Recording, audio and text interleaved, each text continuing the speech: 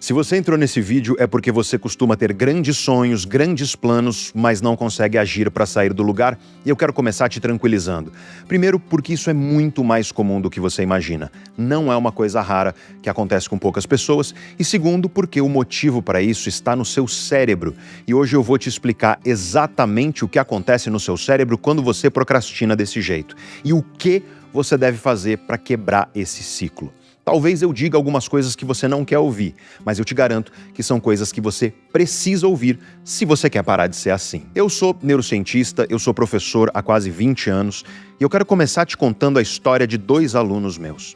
Eu vou mudar o nome deles para manter a privacidade, mas eu conheci esses 2 alunos uns 15 anos atrás. Eles eram de turmas diferentes do mesmo ano, do mesmo período. O primeiro aluno era o Paulo, um cara extremamente brilhante, muito inteligente. Eu nunca reprovei aluno por falta na minha carreira, então vinha para a minha aula quem queria. E o Paulo aparecia de vez em quando. Ele faltava em metade das aulas, mas quando ele aparecia, ele sempre vinha conversar comigo ao final da aula e eu ficava impressionado com a inteligência desse rapaz.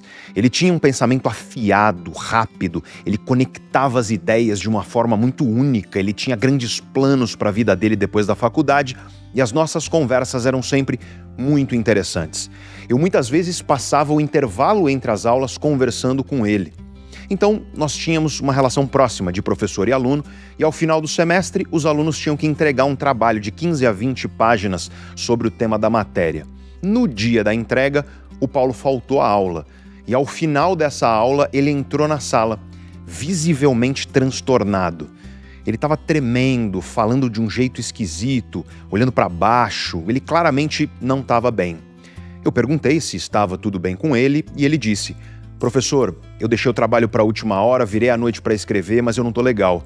Daí ele me explicou que ele encheu a cara de energético para tentar ficar alerta e aquele monte de cafeína teve o efeito oposto. Deixou ele ansioso, sem conseguir focar, e o resultado foi que ele não escreveu quase nada do trabalho e, claro, ele estava com medo de reprovar e por isso foi lá falar comigo. Eu tranquilizei ele, falei para ele entregar o trabalho até o final da semana, mas para a gente conversar depois que ele entregasse. Ele agradeceu, foi embora e sexta-feira trouxe o trabalho para me entregar e a gente sentou para bater um papo. E nessa conversa, ele me falou que ele costumava deixar as coisas para a última hora, mas aí ele falou a clássica frase, que talvez você aí já tenha dito: "Professor, é porque eu trabalho melhor sob pressão."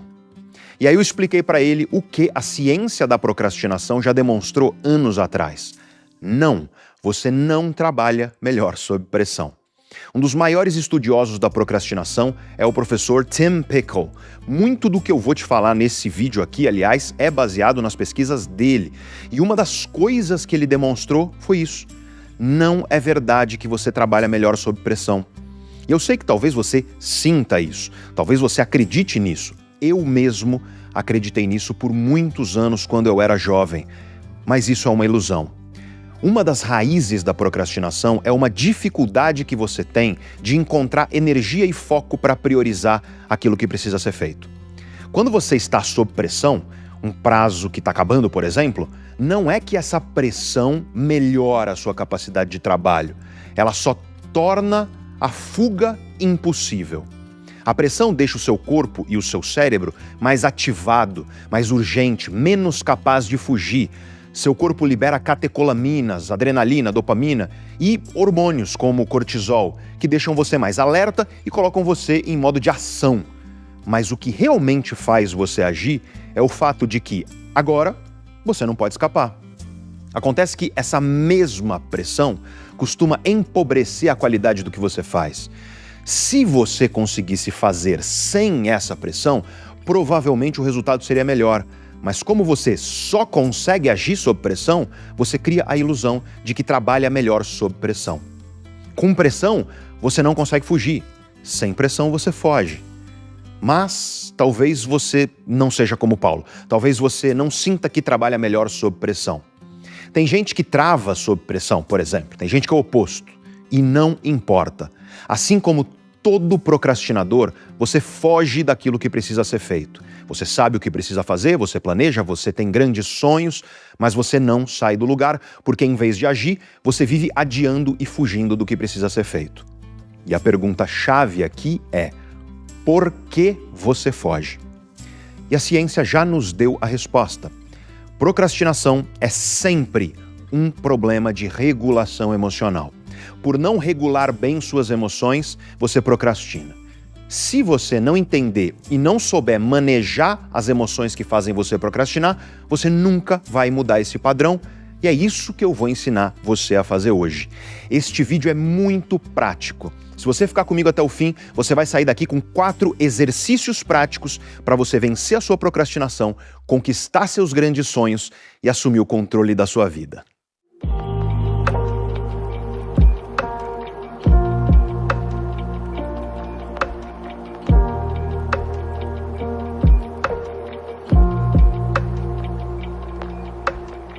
Você viu esse vídeo de um casal de idosos que faz caminhada no corredor do prédio todos os dias?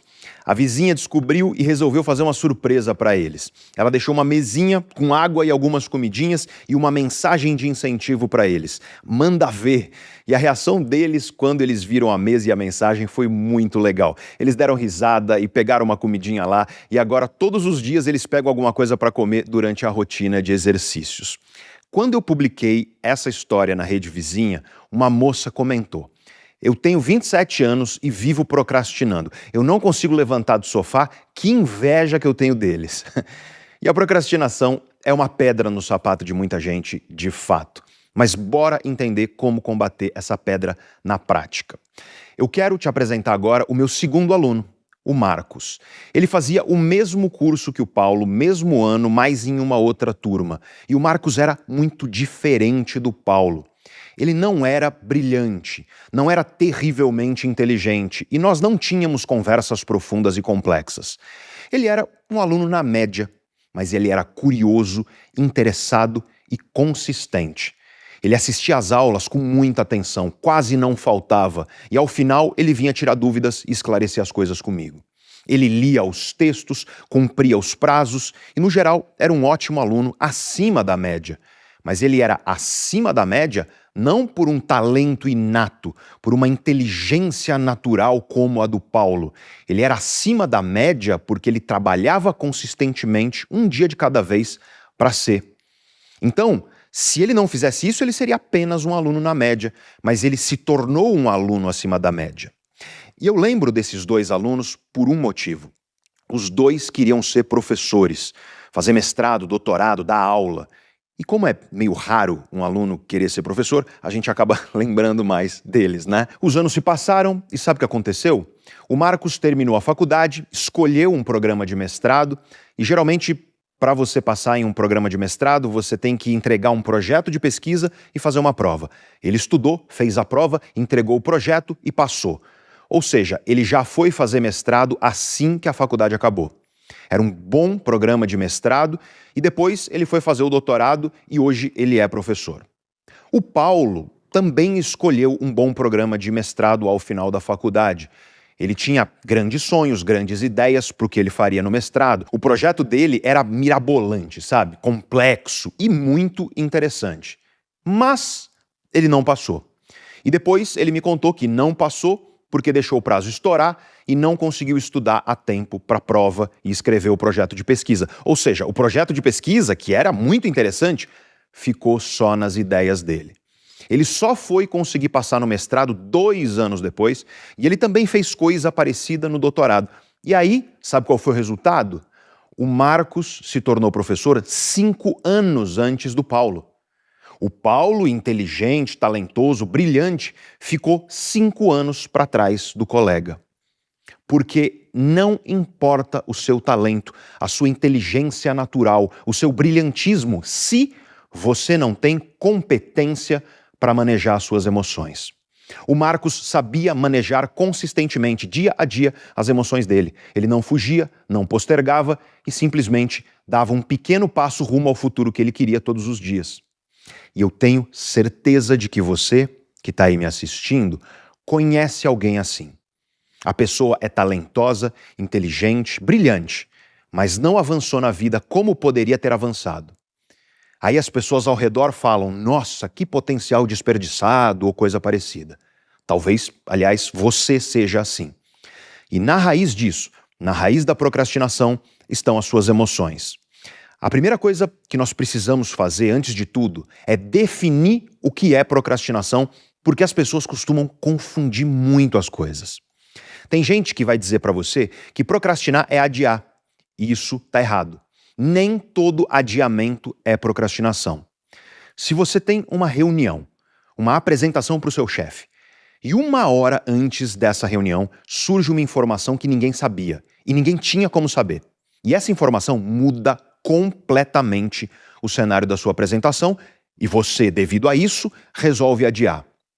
Esse adiamento não é procrastinação. Ele é um adiamento estratégico, inteligente. Se você precisa fazer algo, mas você fica doente, por exemplo, ou então uma pessoa muito querida da sua família vem a falecer, ou a sua esposa acabou de pedir divórcio, e você, portanto, está em um processo emocional difícil. Daí você adia isso que você sabe que precisa ser feito. Isso também não é procrastinação.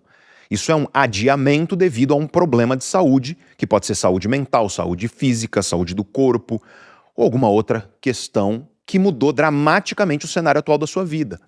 Nada disso é procrastinação. Ou então você está no seu final de semana e você sente aquela preguiça, aquela vontade de descansar depois de uma semana de intenso trabalho. Você cancela os compromissos e resolve passar o seu sábado e o seu domingo sem fazer nada. Isso também não é procrastinação, porque o descanso faz parte da vida e a preguiça é um sentimento que acontece com todos nós. E aqui nós temos uma lição central. Procrastinação não é sinônimo de preguiça. A preguiça é quando você simplesmente não quer fazer alguma coisa. Pode ser porque você está sem energia, porque você tem pouco interesse, ou você não enxerga valor nisso. Já a procrastinação é diferente. Na procrastinação existe um conflito interno. Você sabe o que precisa ser feito e uma parte de você quer fazer o que precisa ser feito, mas outra parte de você quer fugir do desconforto que essa tarefa desperta em você. E agora eu vou te dar a definição técnica, científica de procrastinação. É super simples. Procrastinação é quando você adia uma tarefa que você queria fazer, podia fazer e que você sabe que vai te prejudicar se você não fizer. Esses são os 3 elementos que compõem a procrastinação. Primeiro, você queria fazer aquilo, ou seja, você não queria adiar. Segundo, você podia fazer aquilo, então adiar foi uma escolha e não algo fora do seu controle. E terceiro, você sabe, você tem consciência de que esse adiamento vai te prejudicar. Então, vamos lá. Primeiro exercício prático de hoje, mão na massa. Pega uma folha de papel e uma caneta. Olha para a sua vida e escreve nessa folha uma lista. Quais coisas na sua vida você quer fazer, você pode fazer, mas você está adiando mesmo sabendo que adiar está te prejudicando. Essas são as coisas que você está procrastinando. Daí, depois que você listar tudo isso, coloca em ordem de prioridade. Você vai colocar um número ao lado de cada uma dessas coisas para indicar qual é a prioridade de cada uma. Número 1 é a mais prioritária. Número 2 é menos prioridade do que a número 1. E por aí vai. E não me vem com essa de que tudo é prioridade, porque se tudo é prioridade na sua vida, nada é prioridade. Aqui é o que a ciência chama de escolha forçada. Você tem que colocar em ordem de prioridade para saber o que é mais e o que é menos prioritário. E aí, depois que você fizer isso, guarda essa folha, porque a gente vai continuar usando ela ao longo dos demais exercícios do nosso vídeo aqui. Então, se você sonha alto, se você tem grandes planos, você tem um desejo de mudar. E esse desejo é verdadeiro. Mas alguma coisa dentro de você faz você não conseguir agir para mudar. A procrastinação vem desse conflito interno. E a grande questão é: o que é essa coisa dentro de você que te impede de agir? O que cria esse conflito interno? E a resposta a ciência já nos deu. São emoções que te levam a fugir da tarefa. Você quer agir, mas a tarefa desperta emoções desagradáveis. Você quer começar um projeto profissional novo e isso desperta medo de fracassar. Você quer gravar o primeiro vídeo para começar a divulgar o seu trabalho nas redes sociais e isso desperta vergonha. Você quer procurar novos clientes para vender seu produto ou serviço e isso desperta medo de rejeição, medo de ouvir não. Você quer tomar a iniciativa de demonstrar o que você sente para uma pessoa e isso também desperta vergonha e medo de rejeição. Você quer estudar para uma prova ou para um concurso e isso desperta ansiedade. Você quer escrever um livro e isso desperta dúvida sobre a sua própria capacidade. Mas veja só, existem muitas emoções diferentes que podem te levar a um mesmo tipo de procrastinação. Vamos pegar um dos exemplos mais comuns de procrastinação. Você quer ir para a academia, mas você não vai. Isso pode despertar um desconforto antecipado dentro de você. Você pensa assim: ai, vai ser cansativo, vai ser pesado, eu tô cansado, meu dia foi pesado, eu não tô com energia para isso agora. E aí você sente um desconforto antes mesmo de chegar na academia. O nome disso é desconforto antecipado, é uma emoção. E aí você não vai treinar. Ou então, pode ser que você sinta vergonha, ansiedade social. Você pensa: vão reparar em mim, eu tô muito fora de forma, eu já tentei antes e falhei. E isso te deixa envergonhado, ansioso. Vergonha é emoção, ansiedade é emoção. Pode ser que você sinta insegurança, que também é emoção. Eu não sei quais exercícios fazer. E se eu fizer errado? Pode ser frustração antecipada. Ai, vai demorar muito para ver resultado.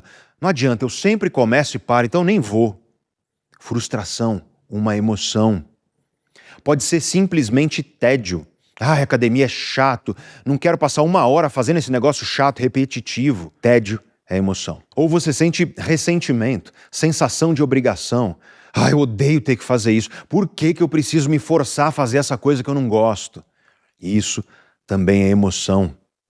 Veja que eu peguei uma tarefa, ir para a academia, e você viu que várias emoções diferentes podem levar você a fugir dessa tarefa, mesmo quando você quer ir para a academia.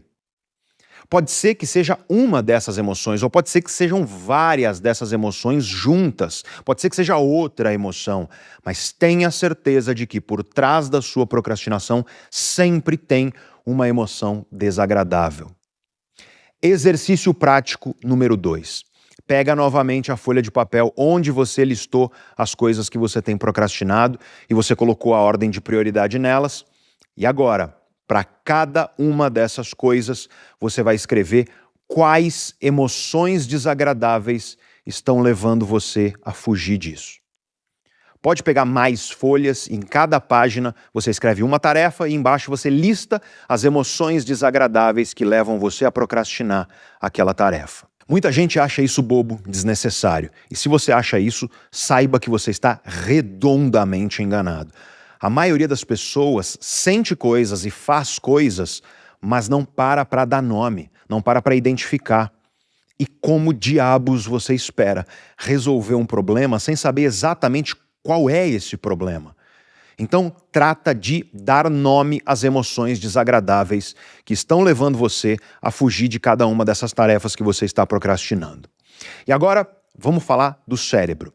A procrastinação é o jeito que o seu cérebro encontra de eliminar esse desconforto emocional no curto prazo, mesmo que isso prejudique o seu longo prazo.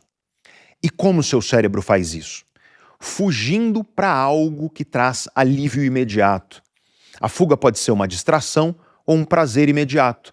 Você puxa o celular para ficar arrastando a tela nas redes sociais, liga a Netflix para assistir alguma coisa, você vai comer alguma coisa gostosa, ou dar uma cochilada, jogar videogame, assistir filme adulto na internet, ou conversar com alguém para se distrair, enfim. Ou então pode ser que a sua fuga seja aquilo que a ciência chama de procrastinação produtiva. Você foge, mas não para se distrair ou para buscar prazer. Você foge para alguma outra tarefa que faz você sentir que está sendo produtivo. Você vai organizar a sua mesa de trabalho ou a sua casa, lavar a louça. Você vai pesquisar mais sobre aquilo que você está procrastinando. Ou você vai ficar planejando em vez de agir. Você vai resolver alguma pendência pequena, enfim. Você faz algo que te dá a sensação de ser produtivo, mas na verdade é uma fuga para evitar a emoção desconfortável daquilo que realmente precisa ser feito. E aqui eu preciso te fazer um alerta. Muita gente foge desse jeito fazendo justamente o que você está fazendo agora, assistindo vídeo na internet sobre procrastinação ou desenvolvimento pessoal de maneira geral. Este vídeo aqui é completamente inútil se ele só está servindo como uma fuga para você. Se quando você sair desse vídeo você continuar fugindo, então não adiantou nada você assistir. E se você chegou até aqui é porque você se interessa por entender seu cérebro, seus hábitos, suas emoções, e é isso que eu faço aqui no canal Neurovox. Eu te trago a ciência mais atual e séria, só que numa linguagem simples, fácil de entender e aplicar na sua vida. E se você considera esse um nobre objetivo, eu te peço um pequeno gesto, não vai te custar nada e vai levar 3 segundos, que é você se inscrever aqui no canal. Se você já for inscrito, você pode apertar o botão do sininho que fica ao lado da inscrição para você ativar as notificações e ser avisado quando nós postarmos vídeos novos. Se você quiser e se você puder fazer isso, ajuda demais a gente. E já que você vai se inscrever e ativar a notificação, aperta o joinha também, o botão de curtir, porque isso faz com que esse vídeo chegue a cada vez mais pessoas. Mas bora voltar para o nosso tema. E outra fuga muito comum na procrastinação é você mentir para si mesmo que você vai fazer amanhã, ou semana que vem, ou mês que vem. Se você me conhece há mais tempo, você já me viu perguntando isso. O que é mais fácil mudar? Uma crença ou um comportamento? E a maioria das pessoas responde na lata. É mais fácil mudar um comportamento, porque crenças são enraizadas, difíceis de mudar. As pessoas costumam dizer isso. E isso não está totalmente certo. Sim, algumas crenças são realmente mais profundas e mais difíceis, mas as crenças cotidianas do dia a dia não são, não. Quer ver? O que é mais fácil? Você começar a sua dieta hoje, na próxima refeição. Ou seja, você agir, mudar seu comportamento agora. Ou você crer piamente que vai começar semana que vem.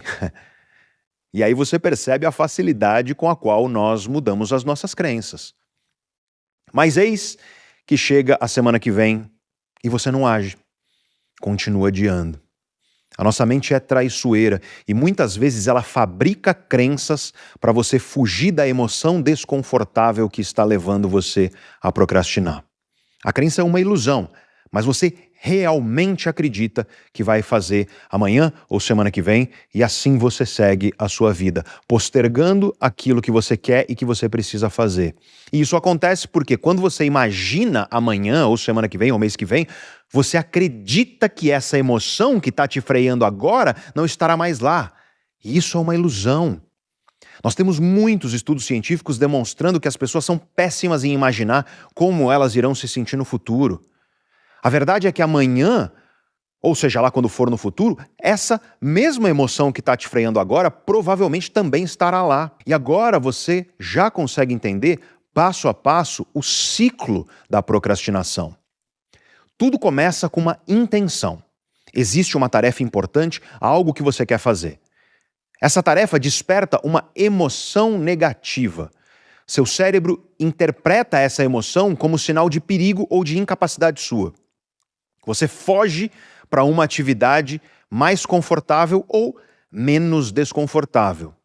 Essa fuga gera alívio. O alívio é uma recompensa e ele reforça o comportamento. Ou seja, seu cérebro aprende e reforça esse ciclo. E com isso, a tarefa fica mais ameaçadora no futuro e você tende ainda mais a evitá-la. O resultado é que você passa a se enxergar como alguém sem disciplina, você sente culpa ou incapacidade.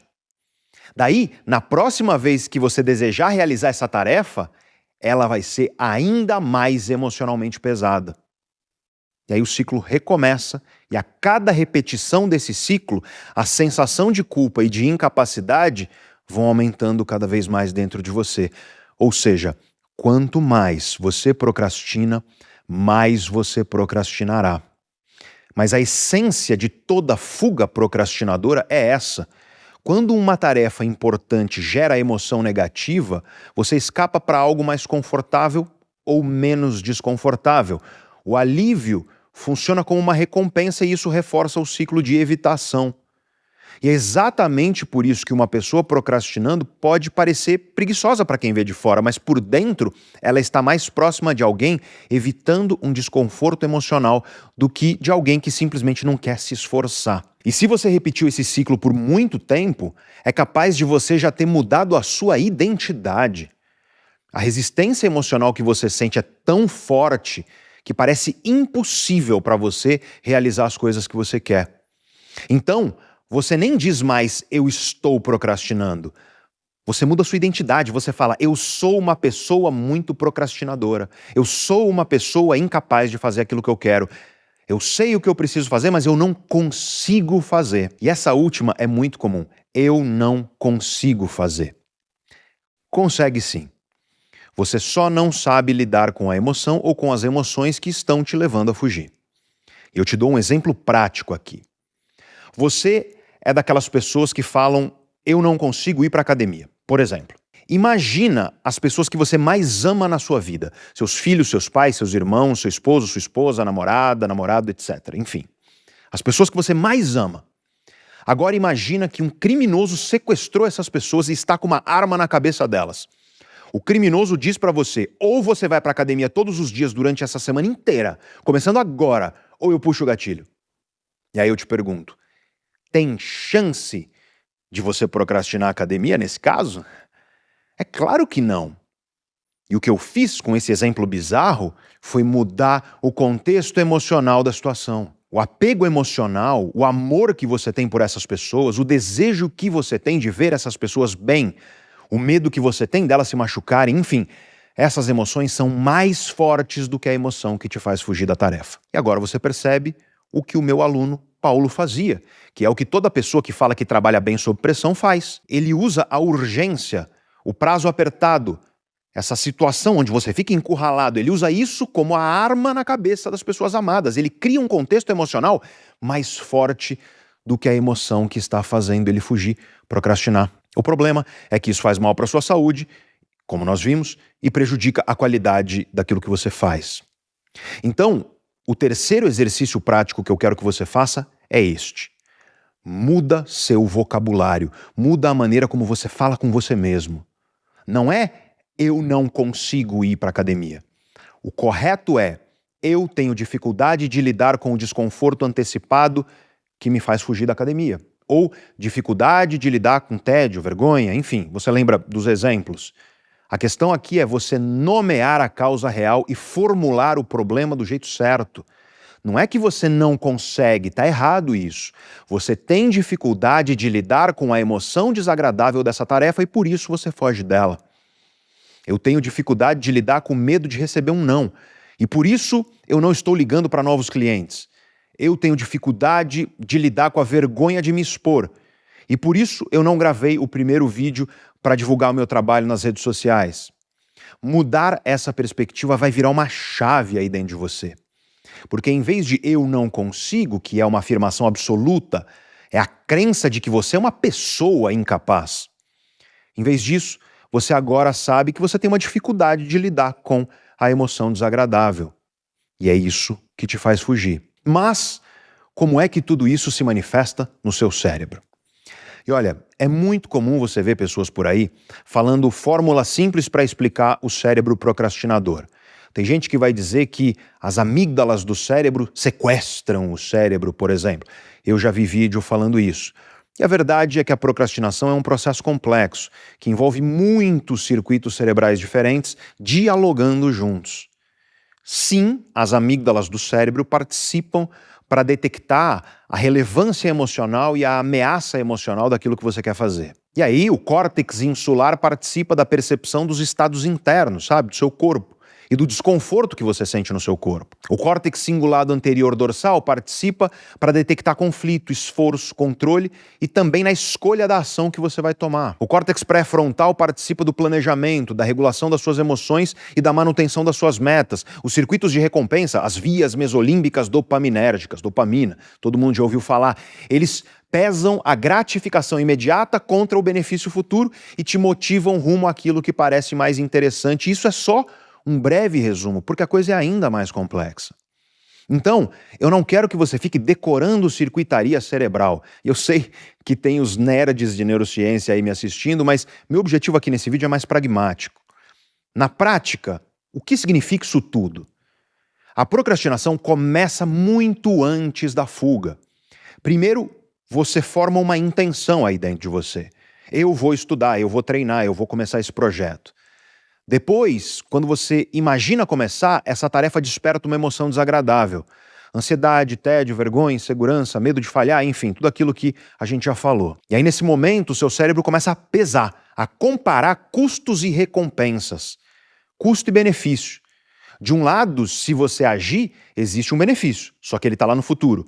Do outro lado, se você fugir dessa tarefa, existe um alívio imediato. E o alívio imediato costuma ser muito mais sedutor para o nosso cérebro. Então você pega o celular, liga a Netflix, organiza a mesa, responde um e-mail, pesquisa mais um pouco, assiste vídeo do professor Pedro Calabres no YouTube, faz qualquer coisa que pareça útil, menos a tarefa que realmente importa. Por alguns minutos isso funciona, o desconforto diminui. Você sente um alívio, ainda que pequeno. E esse é o problema. O alívio ensina seu cérebro a repetir essa fuga no futuro. Na próxima vez, a emoção desagradável vai voltar ainda maior. E a própria tarefa vai parecer mais difícil, mais atrasada, mais urgente, mais carregada de culpa. E agora, ela não é apenas uma tarefa difícil. É uma tarefa difícil com o peso de todas as vezes em que você fugiu dela. A procrastinação é um ciclo aprendido de evitação emocional. Isso não significa que existe um botão da procrastinação no cérebro que você pode desligar, ou uma única região cerebral que é responsável por ela. O que existe é uma interação entre emoção, valor, recompensa, estresse, controle executivo, aprendizagem.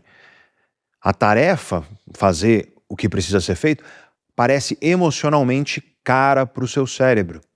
A fuga parece emocionalmente barata. Você foge e quando a fuga traz alívio, o seu cérebro aprende a repetir o caminho. Agora, vamos ao quarto exercício prático do nosso vídeo. E você vai perceber como foi importante você ter assistido e aprendido tudo que eu falei até aqui. Se o problema central da procrastinação é lidar com a emoção desagradável que está te fazendo fugir, nós já demos os 3 primeiros passos importantes. Listar o que você está procrastinando, o que está sendo procrastinado, dar nome às emoções responsáveis pela fuga e mudar a maneira como nós enxergamos o problema. E agora eu quero trazer para você alguns caminhos práticos para você desaprender a procrastinar. E isso é muito importante. Se você vem repetindo esse ciclo, lembre-se de que seu cérebro aprendeu e reforçou o ciclo. Agora você precisa desaprender. E desaprender, meus amigos, é mais difícil do que aprender. Então se prepara, porque não vai ser rápido, não vai ser gostoso. Muito pelo contrário, vai ser bastante desagradável. Mas quanto mais você repetir, menos desagradável fica. Bom, com base em tudo que nós vimos até agora, você já consegue entender como é simples vencer a procrastinação. Imagina a procrastinação como resultado de 2 forças opostas. De um lado, você tem o seu desejo de fazer o que precisa ser feito. Do outro lado, você tem a emoção ou as emoções que te levam a fugir dessa tarefa. São como 2 vetores opostos, é como um cabo de guerra entre 2 pessoas. De um lado está a parte de você que quer fazer o que precisa ser feito, do outro está a emoção que te leva a fugir do que precisa ser feito. Se a procrastinação é resultado dessas 2 forças, a solução é muito simples. Só existem 2 maneiras de você vencer a procrastinação. Ou você aumenta a força número 1, o desejo que você tem de fazer aquilo que precisa ser feito, ou você diminui a força número 2, a emoção que te leva a fugir. É simples de entender, mas é bem complicado e difícil de executar. Então, a partir de agora, eu vou começar a te oferecer as soluções de acordo com a ciência para você trabalhar essas forças, fortalecer a força número 1 e enfraquecer a força número 2. Vamos começar pela primeira categoria de ferramentas para você aumentar, para você fortalecer o desejo de fazer o que precisa ser feito. Como que você faz para que o seu desejo de ir para a academia seja maior do que a resistência emocional que te faz fugir dela? Como que você faz para que o seu desejo de realizar esse projeto profissional seja maior do que a resistência emocional? Como que você faz para o seu desejo de realizar esse sonho, esse plano grandioso, seja maior do que a resistência emocional que ele traz? Fortalecer o seu desejo, aumentar o seu desejo, significa melhorar os sistemas do seu cérebro que fazem você desejar realizar as coisas. Isso faz com que você naturalmente seja uma pessoa mais disposta, com energia, com foco, motivada. E a primeira e principal ferramenta é um bom cuidado com o básico. É o mínimo necessário para que o seu cérebro funcione bem. Número 1. Pratica atividade física regularmente. Exercício físico regular. Número 2. Sono de qualidade e por tempo suficiente. Dormindo e acordando na hora certa para você. E número 3, alimentação rica e equilibrada. Não existe um cérebro plenamente funcional em um corpo sedentário que dorme pouco ou que dorme mal e que se alimenta mal. Eu não vou me aprofundar nessa questão do cuidado com o básico, porque nós temos muitos vídeos aqui do canal onde eu falo sobre isso, mas se você quiser, começa por este aqui. Meu vídeo chamado É Por Isso Que Você Vive Cansado, que ele vai te ajudar muito.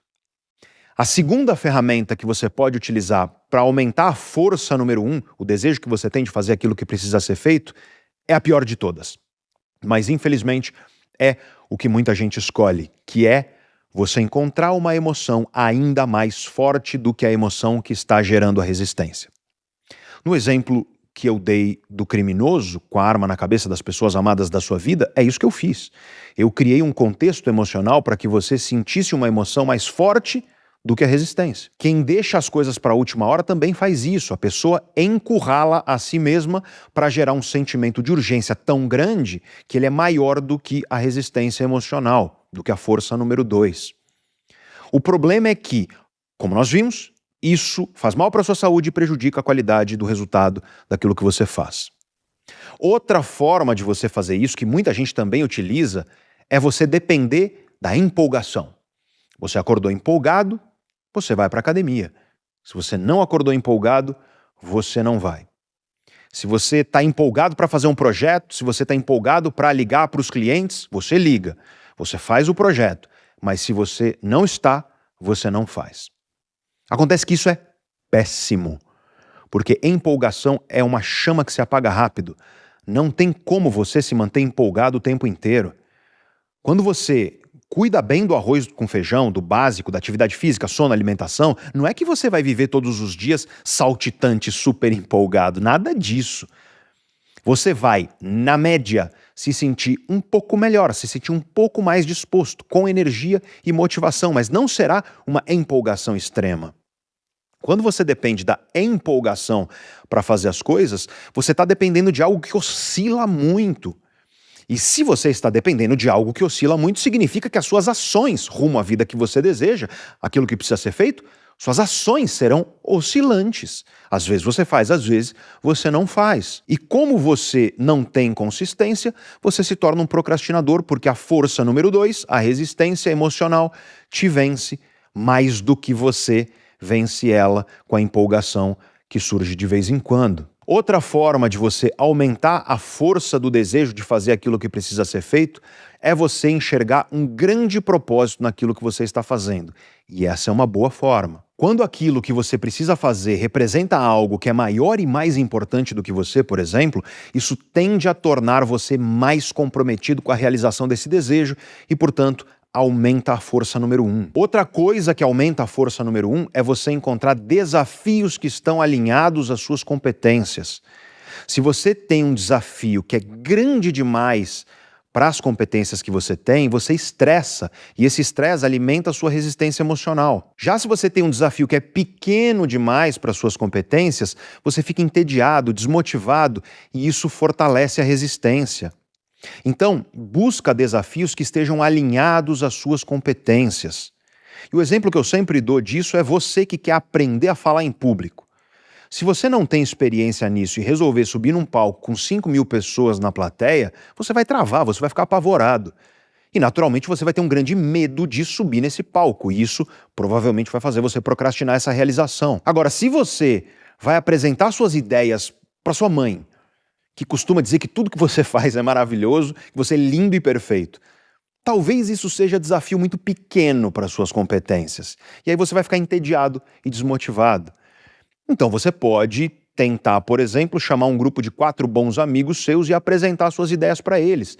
Fazer uma apresentação para eles. Ou você pode chamar 2 colegas do seu trabalho que você confia, sentar e apresentar para esses 2 colegas. Você alinha com eles que você quer que eles ouçam o que você tem a dizer e contribuam para que você melhore sua capacidade de oratória e de comunicação.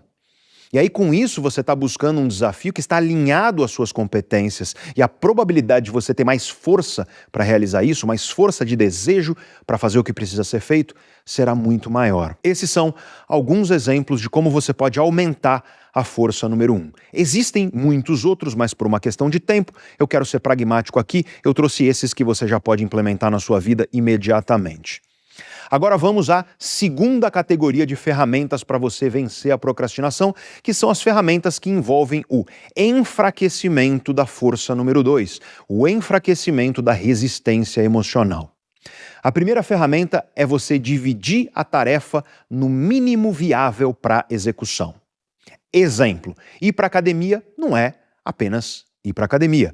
Você precisa se vestir para ir para a academia, você precisa se locomover até lá, entrar na academia, aquecer, lembrar seu treino e só então começar a treinar. Existem vários passos até o treino terminar. Essa ferramenta envolve você encontrar o mínimo viável possível. Por exemplo, você está na sua casa depois de um dia de trabalho. Você sentou no sofá e você quer ir para a academia. Naturalmente, vem uma resistência emocional enorme dentro de você.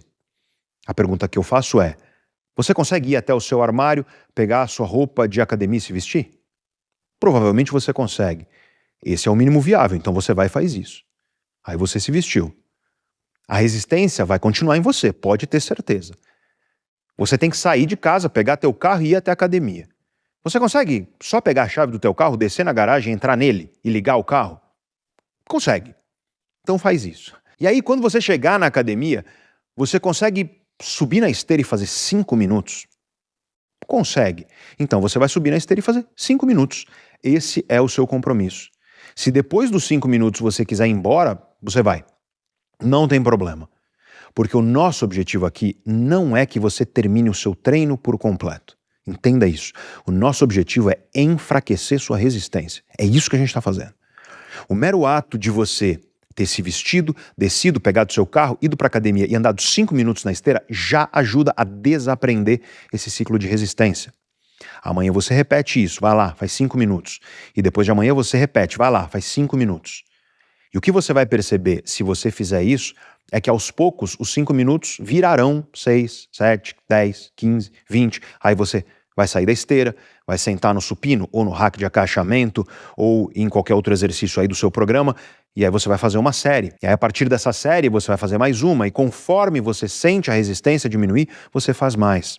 Mas o cerne, a chave é você encontrar o mínimo viável possível disso que você pretende fazer. Vamos supor que você faz o que eu faço, que é escrever. Às vezes eu preciso escrever 30 páginas de um texto. Então, como é que eu faço isso? Mínimo viável. Eu sento e falo, bom, eu consigo escrever uma página? Consigo. Esse é o meu mínimo viável. Uma página eu consigo. Aí eu escrevo uma página. Se a resistência continua e eu não consigo vencê-la, pelo menos eu escrevi uma página. Isso significa que eu escreverei 365 por ano. É muito melhor do que não escrever nada prometendo que eu vou escrever 30 todo dia. Eu faço isso com leitura também. Qual é o mínimo viável possível de leitura? Para a maioria dos livros, eu consigo sentar e ler 15 páginas. É algo rápido e fácil para mim. Eu sei que não é rápido e fácil para todo mundo. Eu sou leitor experiente. Para você pode ser 5 páginas ou 2. Não tem problema, não fica se apegando aos números. O que eu quero é que você identifique o mínimo viável para você neste seu momento de agora. E aí, você vai executar esse mínimo viável. O máximo de dias possível que você conseguir. No caso da academia, o máximo de dias possível que você conseguir. Para você é 3 dias, 4, 6, não sei, vai depender de você. O que importa é que você repita isso com frequência e evite grandes espaçamentos entre uma repetição e a outra. Porque se você vai à academia hoje e você só volta semana que vem, esse espaço de 7 dias vai reforçar, ele vai aumentar a resistência e você volta à estaca zero. Então, é importante você repetir com o máximo de frequência possível para você neste seu momento agora. É melhor você repetir pequenos passos várias vezes por semana do que você dar um grande passo uma vez só e aí só repetir semana que vem. Lembre-se, nosso objetivo não é você concluir a tarefa completamente do jeito ideal. Nosso objetivo é desaprender o ciclo de resistência que está aprendido aí no seu cérebro. E a repetição com frequência é fundamental para isso. Mínimo viável. É escrever uma página? Escreve uma página. Tenho que ligar para o cliente. Mínimo viável. Vou ligar para um cliente. Um cliente hoje, um amanhã, um depois. Mínimo viável. Vou ler 5 páginas. Leia 5 páginas hoje. E 5 amanhã, e 5 depois. Isso é melhor do que 15 páginas hoje e 0 amanhã e 0 depois de amanhã, entendeu? Do mesmo jeito que acontece com a academia, você vai sentir que as 5 páginas virarão 6, 7, 10, 15, 20, conforme você vai enfraquecendo essa resistência. Às vezes, você vence a resistência ali no ato. Comigo é sempre assim. Eu sento e falo, vou ler 15 páginas, e aí eu leio 150, porque eu eliminei essa resistência emocional inicial. Identifica o mínimo viável para isso que está te afetando, que você está procrastinando, faz e repete com frequência. Se você encontrar energia para fazer um pouco mais como eu, você faz, mas quero deixar claro, não precisa. Sentei e vou ler 150. Não precisa. Eu só te falei do meu caso como um exemplo. Porque o meu problema é realmente uma resistência inicial. Depois que eu começo, eu vou embora. Então toma cuidado, quero repetir isso. Não exagera ao ponto de você fazer demais agora e amanhã você está cansado e não consegue fazer nada. É melhor que você faça menos agora para você conseguir repetir amanhã. E bora para o 5º exercício prático do nosso vídeo. Pega as folhas de papel que você escreveu até agora. E eu quero que você olhe qual é a primeira prioridade. Prioridade número 1 que você está procrastinando hoje. Sua tarefa agora é identificar o mínimo viável para você começar isso hoje. Hoje. E se for possível, agora. Se não for, ainda hoje. Já programa e trata de executar. Vamos supor que o que você quer é se exercitar. Pode ser ir para a academia do jeito que eu falei. E aí talvez você diga para mim, Pedro, vai ser difícil ir para a academia hoje. Ou então você fala para mim, Pedro, eu estou assistindo esse vídeo 3 horas da manhã. Então, sabe o que você pode fazer? Pausa esse vídeo agora, levanta. Você consegue fazer 10 agachamentos com o peso do seu corpo agora? Se você está aí na sua casa, se você está de madrugada assistindo, 10 agachamentos com o peso do seu corpo. Ou então 5 flexões de braço, 2 se você não conseguir 5. Ou então 20 polichinelos, 10 abdominais, 5 se você não conseguir 10. Você consegue fazer isso agora. Pausa esse vídeo, faz e volta. Porque você vai ver o que você vai sentir quando você voltar. Você vai sentir que a sua resistência diminuiu um pouco. Por quê? Porque você venceu um pouquinho ela. Quando você vence a resistência, ela vai diminuindo aos poucos. Enfim, a sua tarefa é encontrar o mínimo viável para a principal coisa que você está procrastinando na sua lista aí, e você vai fazer isso hoje sem falta, sem desculpa. É o seu compromisso comigo. Beleza? Estamos de acordo? Comenta aí. Deixa nos comentários. Me conta qual é seu mínimo viável de hoje para você fazer esse compromisso aqui comigo. E por que hoje? Primeiro, porque eu já te expliquei do perigo do auto-engano, da mentira que você conta para você mesmo de acreditar que você vai começar amanhã. E segundo e principalmente, porque você está assistindo esse vídeo. Isso está quente na tua cabeça agora. Isso está colocando um pouco de energia dentro de você e você tem que usar essa energia para agir. Se você não usar essa energia que você está encontrando aqui nesse vídeo para agir hoje, sabe o que vai acontecer? Esse vídeo vai virar mais um na gaveta da sua procrastinação. Aproveita que você está aqui adquirindo esse conhecimento e essas ferramentas e faça hoje o mínimo viável para a primeira coisa, a coisa mais prioritária da sua lista de procrastinação. Amanhã você repete, depois você repete e continua repetindo. Pequenos passos frequentes. Essa é uma estratégia bem documentada pela ciência, muito eficiente para você enfraquecer a resistência e reduzir o seu nível de procrastinação. E agora que você já tem uma ferramenta prática na mão e um passo a passo estratégico para você vencer a sua procrastinação, eu quero te falar de outras ferramentas que são mais profundas e naturalmente mais eficientes do que você somente utilizar a estratégia de mínimo viável que eu trouxe aqui. São as ferramentas que eu trabalho junto aos meus alunos, mas aqui no YouTube eu tenho uma limitação de tempo realmente. Olha o tamanho desse vídeo e você viu, esse vídeo foi metralhadora de conhecimento. Com os meus alunos, eu passo horas de trabalho em profundidade e eu consigo atacar as questões mais individualmente, ou seja, aquilo que funciona para você no seu contexto. Como você viu, o que faz você procrastinar são as resistências emocionais. E existem muitas emoções possíveis envolvidas. Ansiedade, perfeccionismo, vergonha, desconforto antecipado, tédio, medo de rejeição, medo de fracasso. E esses são só alguns exemplos de muitos outros. A estratégia mais eficiente que existe para você vencer a procrastinação é você identificar e atacar com precisão os padrões emocionais que estão na raiz da sua resistência.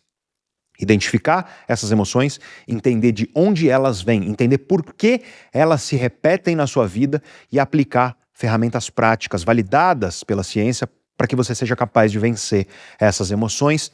E é exatamente isso que eu faço junto com você nos nossos laboratórios da Neurovox. Os nossos laboratórios são imersões de 2 dias ao vivo, online, no aplicativo Zoom. É como se fosse uma reunião de trabalho mesmo. São 2 dias de trabalho juntos, com um nível de profundidade muito maior do que você tem aqui no YouTube, por exemplo. E olha a profundidade deste vídeo que eu trouxe hoje. Imagina como seria um fim de semana de trabalho junto comigo, pegando você pela mão e colocando a mão na massa e aplicando conhecimentos e ferramentas. Eu criei esses laboratórios para que você não seja um mero espectador passivo.